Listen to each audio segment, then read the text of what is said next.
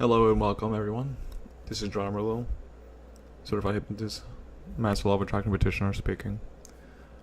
And I just want to thank you all for all of you guys who and girls who have been listening to this channel.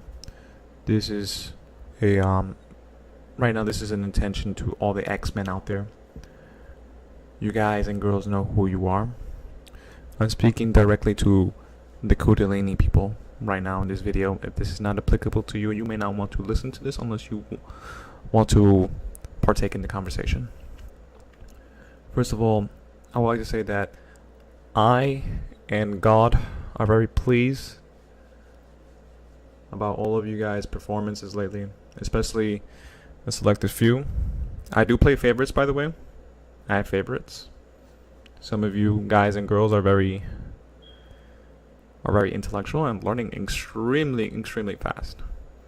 So I just want to say thank you for helping contribute to the grand purpose of uniting the collective consciousness together and uniting ourselves with the one source divinity known as God. And as you already know, we are God, uniting with the gods to make God, to unite ourselves with the one source known as the All, the God. Now, I myself can't really say what God looks like, what is God. I do intuitively understand the process enough. God's objective is obviously to reunite the collective consciousness together. Several movements in the past have attempted to do this, such as the New Age movement and such. Again, those movements, they do pretty good, but then they die out because, well, one is just human nature for things to die out, come, burst in, burst out. However, what tends to happen is they don't really know how to communicate it to the other humans. You guys, the people of the Kundalini, you guys are X-Men. That's the way I like to metaphorically compare it. You guys are like mutants. You guys are like X-Men. And I'm Professor Xavier. Well, the point is that we are all Kundalini people are like X-Men. However, you got to take that concept into the real practicality, because it's one thing to fantasize about being X-Men, but when it comes into the practice, we're still here and we'll still need to be practical, because a lot of the Kundalini stuff is very extremely difficult to go through. I know for myself included, this was a extremely difficult long journey. I didn't even know of the Kundalini many years ago, and then I did. But when I realized that my thing that I was going through had a name, like, to me that was just such an alleviator. It was such a relief. It was like, whoa, there's a name for this thing, and it's called Kundalini. And I felt protected. Like, it felt like it was a shield. It's like, no, I'm not crazy. I'm just going through a Kundalini. I mean, just exhibiting Kundalini symptoms. And I gotta say that it's been a long journey for me, because it was just exhausting. The first couple years of going through the Kundalini was extremely exhausting, for the simple fact that I didn't know what I was going through. I didn't know how to handle it. I was burnt out. I was fatigued. I'm not even sure how much of my fatigueness was due to Kundalini. I think a lot of it was, personally. And then also kind of just general biology and thought imbalances. Which is why I know I kind of get the Kundalini process very well. I'm not really sure like when my process is going to finish, but I do know one thing right now is that I'm pretty comfortable with where I'm at with the Kundalini. I'm not sure if it's turned off or if it's on or if it's or if it's done, or if it's close to done, or what's going on. But I do gotta say that I feel like I've graduated. That's how it feels for me. It feels like I've graduated from this process.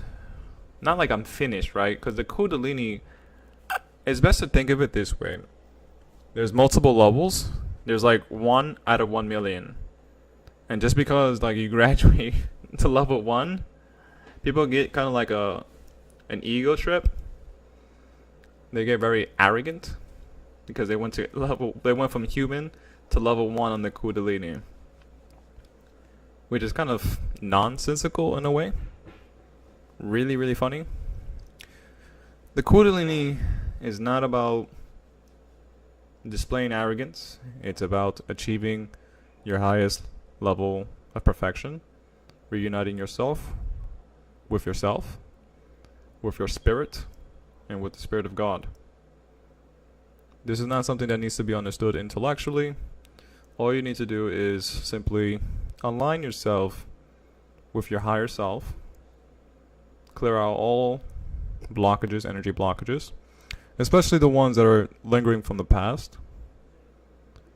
I have a lot of tips and strategies that I can help you with that, but I'm not going to be discussing with that today. I'm not really in that kind of mood right now.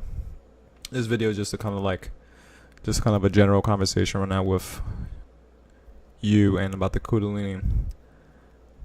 Also, I've seen a lot of videos about the Kundalini that it is demonic, it is satanic.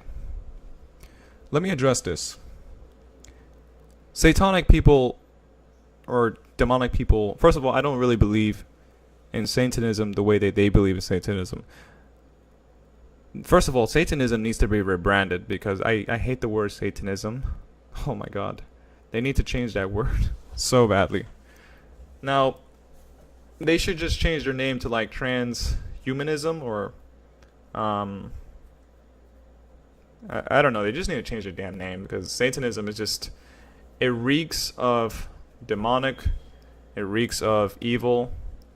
And it's like, what kind of, like, if your background is like, look at me, I'm evil, like what kind of background is that? Right? Who's gonna want to like join?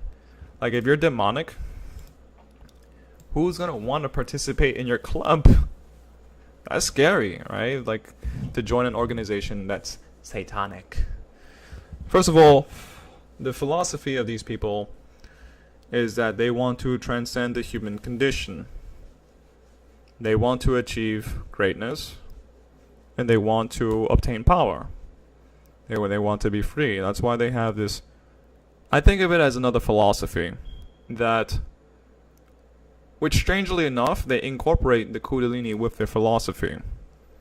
So I gotta give them credit because they understand the Kundalini, and their path is to achieve greatness and perfection. Now, I'm not really particularly a fan of the way they do things. I really don't. I'm really, really not. However, they're not wrong. It's just that people look at a lot of the things on the surface, whereas like say Satanism is demonic, Satanism is bad. I don't look at it in those terms, even though the Kundalini can be used for bad, as discussed in other videos. It can definitely be used for demonic purposes. But it's really dependent on the wielder. It's really dependent on the person. Ultimately, I don't really think that the Kundalini is intended to be used for evil or bad. I don't think that's what it's intended. Do some people use it for bad? I'm guessing yes. Which is why it has these kind of misconceptions, these negative labels, and it gets branded inappropriately. And when things get branded inappropriately, it gets misassociated. Okay, that makes sense, right? So it's like Kundalini is associated with satanic and like yoga and demons and blah blah blah. First of all, demons are true, but 99% of the population will never meet a demon in their whole lifetime. So they don't even need to be that, quite frankly, they shouldn't even think about that. They will not ever meet a demon in their lifetime. And everything that they go through is really purely imaginary. It's purely just their thought process going haywire.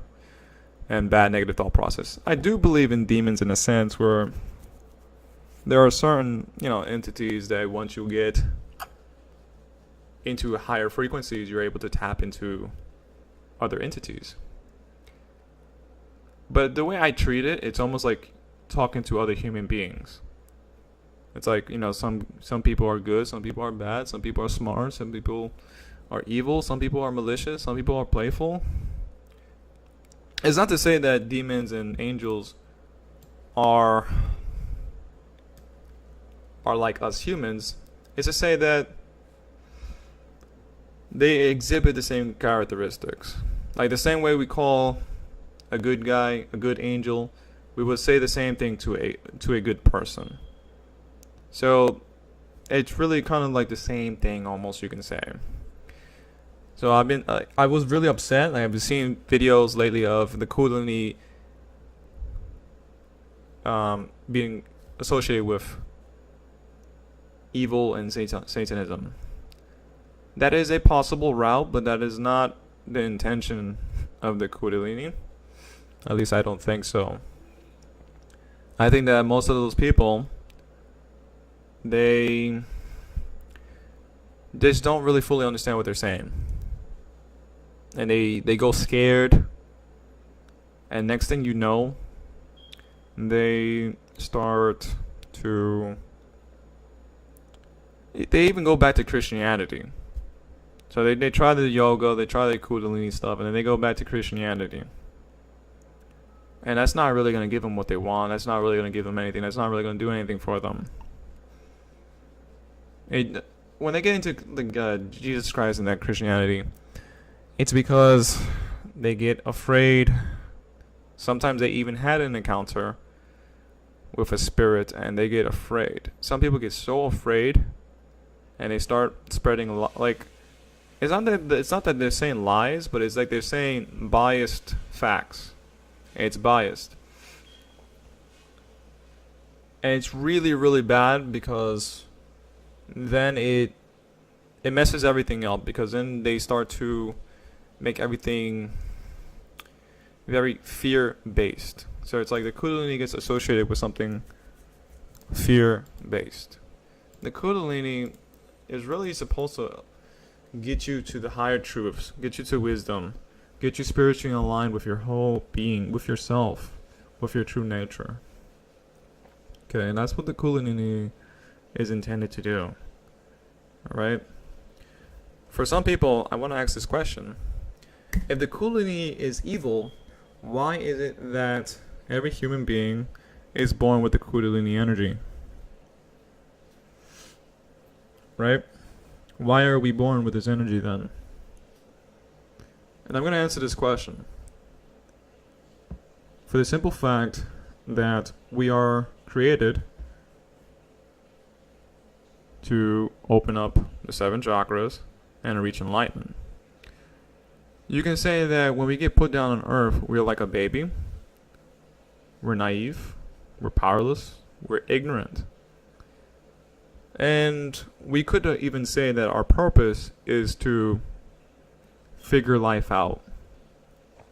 Now, there's a lot of theories that we can get into here. We can say we reincarnated into a new body and we're trying to figure everything out, or we incarnated in this body. There's a lot of theories that we can say here. I don't really tend to focus too much on that because it just, you get very kind of theory, you get stuck in theory land, which kind of leads you to nowhere. That's my opinion. So I also want to touch on the fact that, okay, so there was this thing between the animal and the vegan eaters, meat eaters versus non-meat eaters or whatever. First of all, I would say that's very insignificant, for the simple fact that you need to listen to your higher calling, your higher self. Okay? You need to listen to the part of you. Like, if you are if you're meant to be a meat eater, your higher self will pull you to become a meat eater. If you are meant to be a vegan, your higher self will pull you to become a meat eater. If you're meant to eat vegetables only, your higher self will pull you to eat vegetables only. And I want to kind of address this because I see a lot of weird stuff happening lately with the spiritual people saying, oh, I went meat eater and now I'm vegan, but you know what, I changed my mind, I'm vegan, I'm going to meat, and a lot of that's kind of random foolishness. When in doubt, listen to your higher self, listen to your higher intuition, and kind of test out and see what feels most right for yourself. Okay? I feel like this nonsense between meat and non-meat or vegetable, fruit, whatever that diet is, non-meat, I think that just really insignificant at this point in time. Like, anything that this person says or that person says is not based upon science, it's not based upon logic, it's based upon confirmation bias. I feel this way at this point in my life, and this is what I think, and this is what I believe. Now, I'm doing the same here. This is my opinion on this subject. But the difference is I don't frame it in a way like, hey guys, this is the truth. Come get indoctrinated by the truth. I don't frame it in that way. I see a lot of these. First of all, if you're a non-meat eater, for a guy, that's typically not a good thing because guys need to eat meat for testosterone and just for general masculinity. This is it. This is also incorporated in a lot of Taoist. They understand this. A lot of different kind of segments also get the concept of feeling what's most natural. Women tend to be more the vegan or vegetables. They're not so much meat eaters like men, but they do need a little bit of meat. Again, keep this in context with your higher self, right? I think I've seen a lot of nonsense with this. When in doubt, listen to your higher self. Also, meat is very good for grounding. If you find that the Kundalini is too strong for you, meat will help ground the energy. So you will be a little bit more center. The benefits of eating vegetables and that kind of diet, I believe, is that it helps you to gain access to your psychic powers a lot easier. And I want to give you the truth this way that you feel comfortable in what I'm saying and not like this is biased. Alright? If my higher self tells me to go vegan, I'll be like, alright, I'm going vegan now. But right now, I'm not really being called in that direction. Right now, I'm just being called to eat whatever I want to eat. Because it's really not that serious. Well, it's serious enough where I need to fuel my body. You need to fuel your body with the proper nutrients that you need to help the Kundalini flow. Because the Kundalini is very demanding of the energy that's required and expected of you. That's why you need food and supplements to help fuel the energy. If you feel burnt out with the Kundalini a lot, you need to feed it right. Okay? You may need to eat a lot more. You need to change your diet. You need to experiment with as many different things as possible. It is a very demanding and draining form. I know, like, the first couple of months of my Kundalini stuff, I wasn't even able to get out of the bed. Okay, guys? I was not able to get out of the bed. So I just wanted to address that little thing there because I feel like a lot of this stuff right now is just he said, she said, but it's not really factual based. It's not really science based. That's why when in doubt, you just listen to your higher self. If that's meat, go meat. If that's non-meat, the vegetarian, vegan diet, then, do that. But I think it's very silly for either side to be saying, hey, my side is correct and yours is wrong. But yeah, this podcast is going a little too long, way longer than I really wanted to. I guess I had a lot to say about this topic. So just to recap this, Kundalini is not demonic, it's not satanic. It can be used for evil. Certain corporations, certain organizations do and can use this for evil, but it is a very natural process. It is a process of achieving oneness, enlightenment, etc. Okay? And all paths lead to the same conclusion. Oh, this is something I did want to mention earlier. Crap. All paths lead to the same point. Meaning, every single thing we do in life is really to bring us closer to enlightenment, to bring us closer to awakening. At least that is the point, at least. Because it is the reason why we're here is to become awake. I don't know why we come programmed. I don't know why we come conditioned to kind of lose out a lot of our consciousness. I don't really understand why. Maybe it's because we're supposed to go through the trials and tribulations to obtain enlightenment again. Maybe if we came down like gods, life would be too easy. I don't really know. But I do know that we are meant to become awake. We're meant to achieve enlightenment. And all paths all lead to the same conclusion, which is to become enlightenment again. And this is something that I want to address again. We are all one person.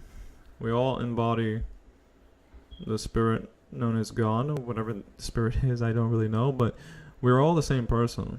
Just different bodies, different physical flesh, different representation of that source consciousness. Anyways, I guess I gotta cut this video. This video is going too long. Anyways, guys, thank you so much for listening to this video. If you actually listen to this video, thank you so much. Please help us promote the word of God. Thank you so much for all of you guys and girls who have been helping achieve and helping spread the word of God, helping just us to rise up in consciousness and help us to reunite with the one source known as the all, known as God. And one day this is really going to happen. We're going to finally fully integrate.